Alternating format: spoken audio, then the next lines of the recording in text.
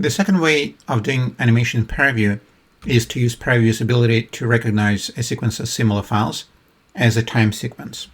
So let me give you an example.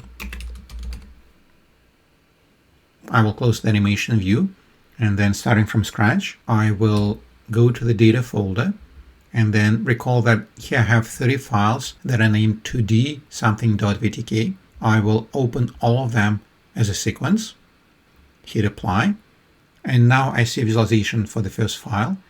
Then I hit the play button, and then it's going to play all 30 files. So it'll create exactly the same visualization for the entire sequence. And then I can actually apply a filter to it. So let's just make it three-dimensional. You remember that to do that, you'll need to apply a warp by scalar filter. So let's change the scale factor to 0.3. And then I will hit apply. Let's switch to three-dimensional visualization.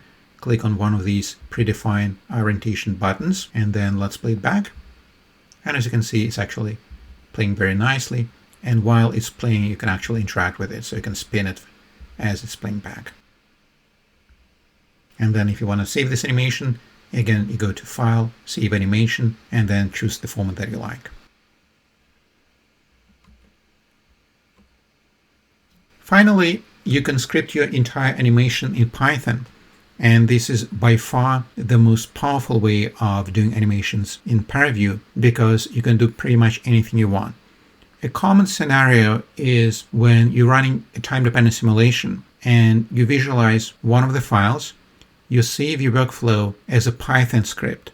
So you can actually convert GUI actions into a Python script.